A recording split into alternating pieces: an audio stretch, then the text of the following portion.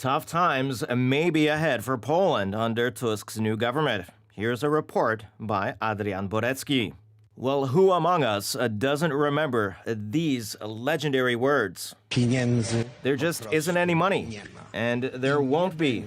Those times, with the return of Prime Minister Tusk, are coming back. All right, well, one by one, let's explain what money isn't there and won't be there. Firstly, there's no money for laptops for students.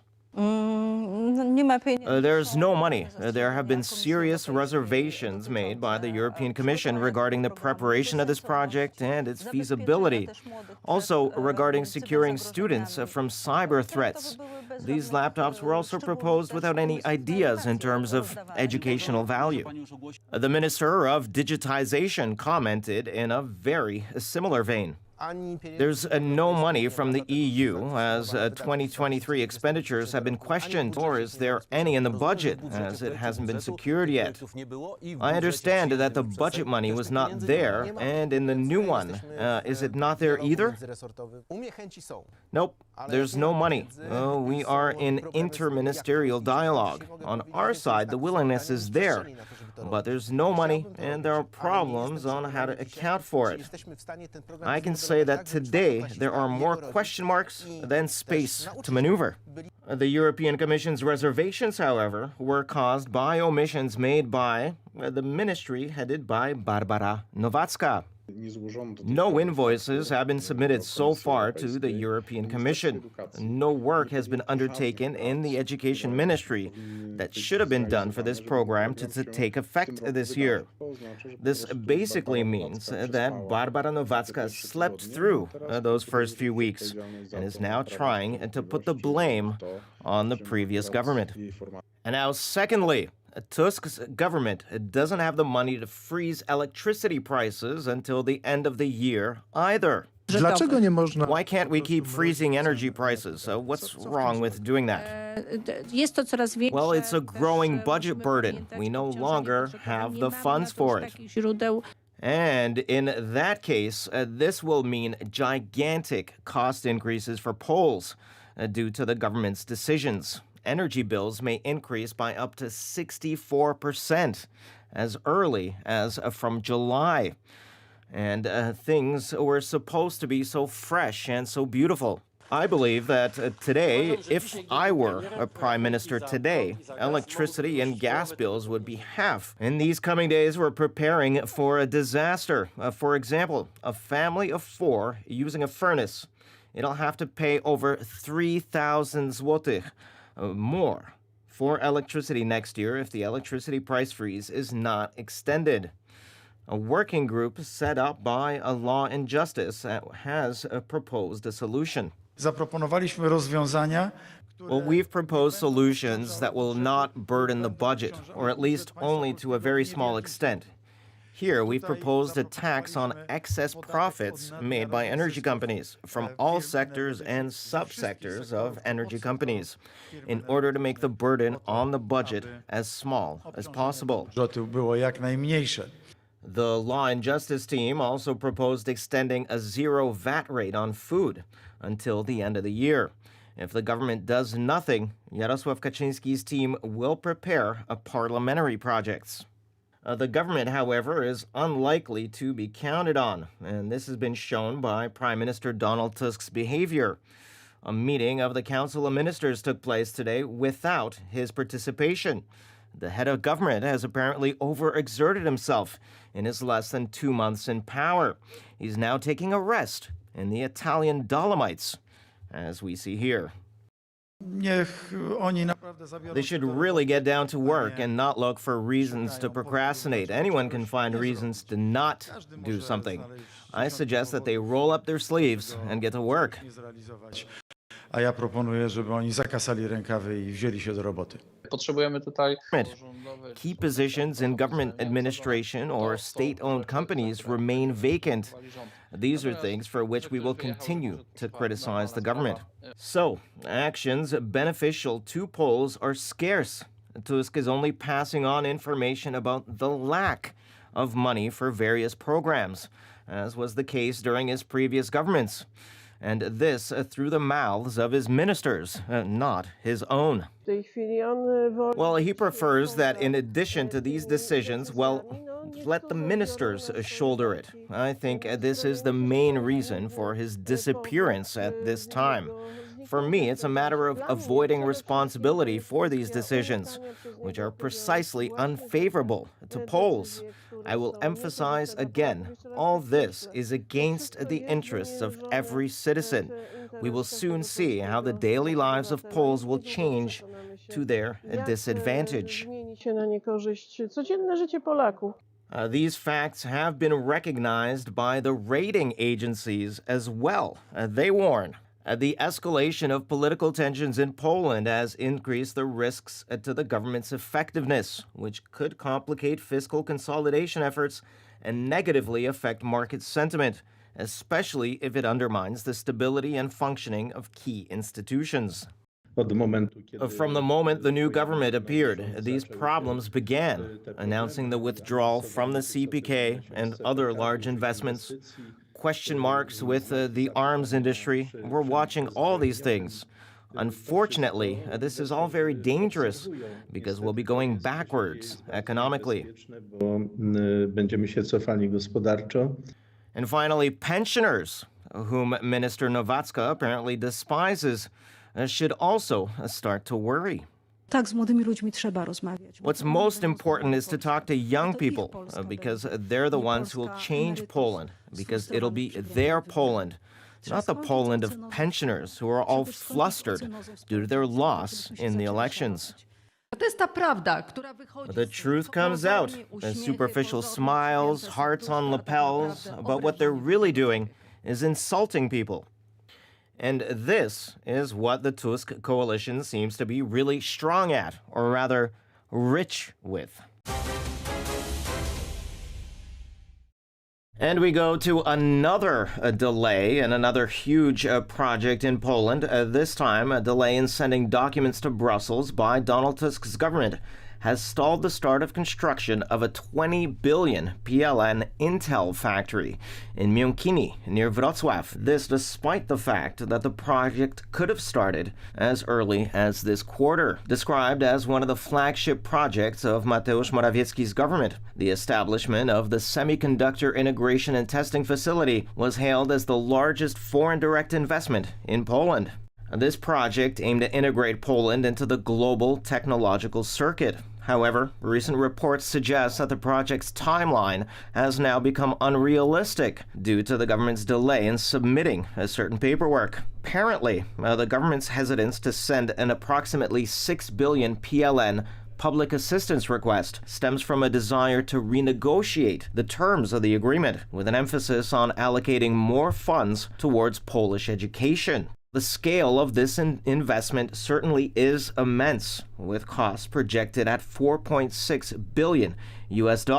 Poland's geographical location offers the potential for effective collaboration with Intel's manufacturing facilities in Germany and Ireland, and this was highlighted by Pat Gesslinger, Intel's CEO, during a recent conference in Wrocław. While criticism towards Donald Tusk's government's actions haven't escaped the notice of their opposition. Sebastian Kaleta, a member of the Sovereign Poland Party, raised concerns about the government's handling of such a significant investment, hinting at the fact that there may be potential interest in taking over certain parts of the project by Poland's western neighbors in Germany.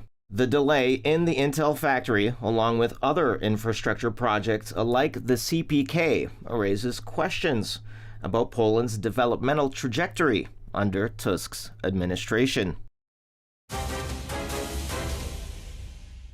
Well, amid increasing pressure from the East as well as internal tensions at home, Ukraine's Western allies are arriving to Kyiv to reassure President Zelensky and his government that their support is unwavering. The Kyiv government is short on funds, and their military is in increasingly short supply of munitions. In addition, the Kremlin's ambitions seem to be growing, considering recent statements made by Russian President Vladimir Putin calling for an expansion of what he calls demilitarized zones. Now, the city of Kharkiv was mentioned in his statements. Earlier today, during a visit by Portuguese Foreign Minister João Cravinho in Kyiv, Portugal reiterated its support for Ukraine. This in terms of military support as well as in terms of EU and NATO accession. In a joint news conference with his Ukrainian counterpart, Dmytro Kuleba, Cravinho said Portugal will support Kyiv for as long as necessary until victory, and said that Ukraine's place is within NATO. We will be active on three fronts. On the bilateral front, supporting Ukraine for as long as necessary until victory. On the European Union front, being an active supporter of Ukraine within the European Union and supporting rapid progress in the accession negotiations, starting naturally with the first intergovernmental conference, which in our opinion should be held as quickly as possible, and also supporting the process of bringing Ukraine closer to the transatlantic alliance, given that Ukraine's place is effectively within our alliance, within NATO. Kuleba said that a military and political shakeup that is expected to happen soon will not have any impact on Kyiv's relations with its Western allies. Speculation has gripped Ukraine for weeks over suggestions that the president was about to dismiss the highly popular army commander, General Valery Zaluzhny. European Union Foreign Policy Chief Joseph Borrell also arrived in Kyiv today, bearing some good news. European Union Foreign Policy Chief Joseph Borrell also arrived in Kyiv today, bearing some good news.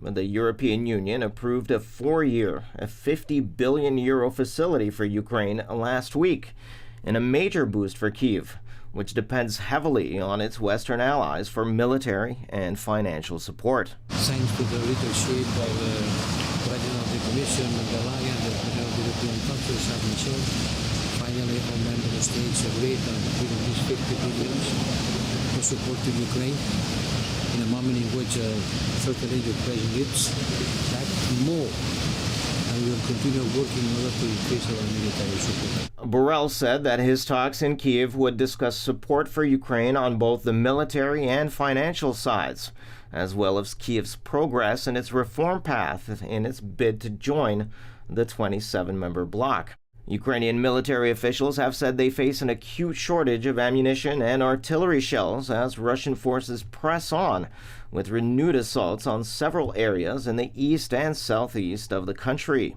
Borrell was in Poland yesterday, meeting with Polish Foreign Minister Radosław Sikorski in an effort to address just that problem. Borrell said yesterday that the problem in Europe isn't insufficient European production capacity, but the fact that the munitions are already spoken for by contract to other third parties. Now, he called for individual member states to make a political decision and delay delivery to their other clients, giving precedence to Ukraine. Well, at the UN yesterday, Russia accused President Joe Biden of carrying out strikes in Iraq and Syria to boost his image as the presidential election campaign is heating up, not in retaliation for a deadly attack on U.S. soldiers.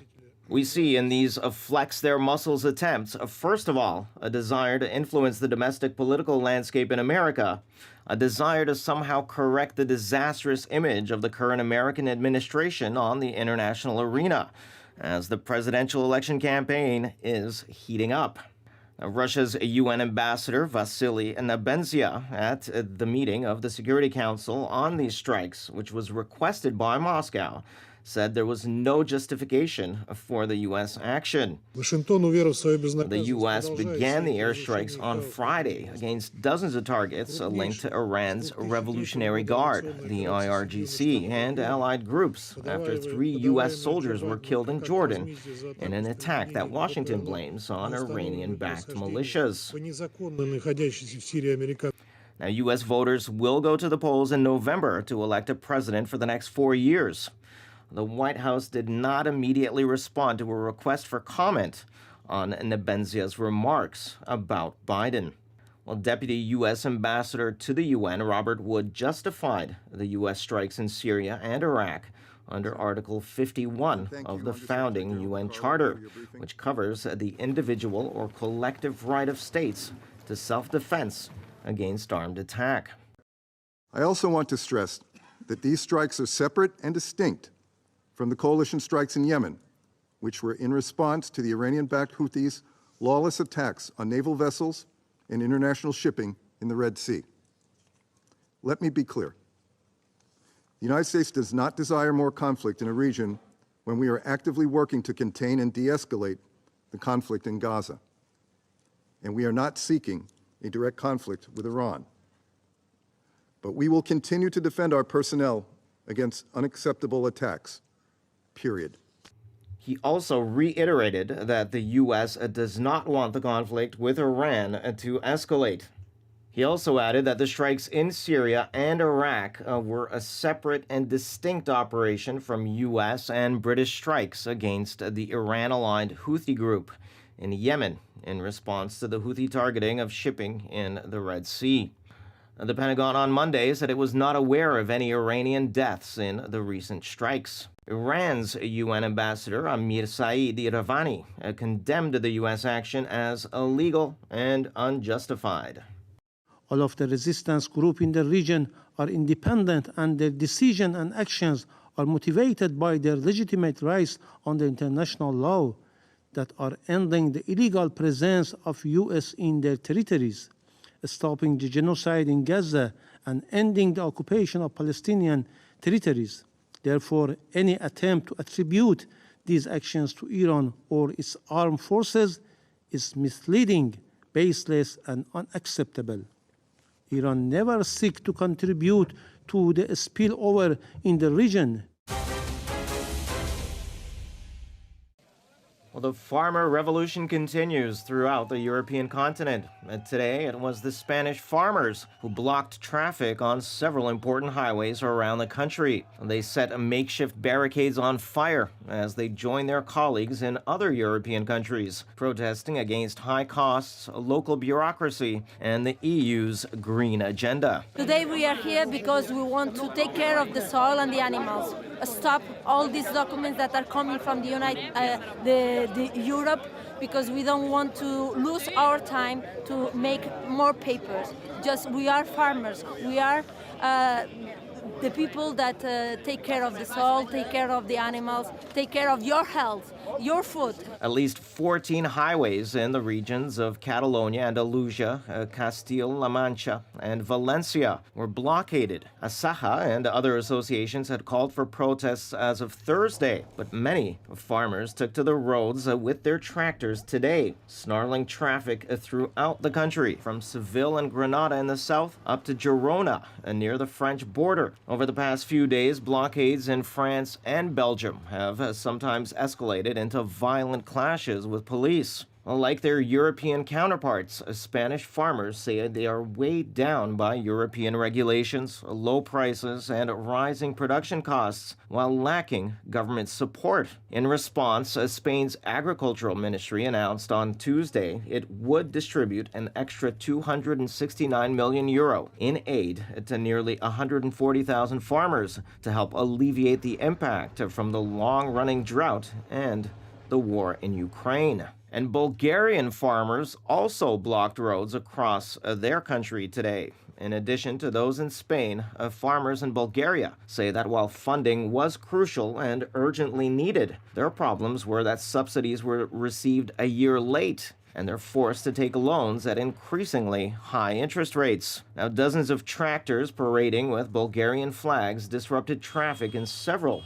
Bulgarian towns, with some farmers burning hay in the middle of the road to protest what they perceive as a lack of action from the government in Sofia. All in all, European farmers' anger stems from low prices for produce, rising costs, cheap imports, and constraints imposed by the EU's drive to fight climate change. Now, all of this makes European farmers less competitive than their peers in other regions, and this could drive European agriculture into bankruptcy.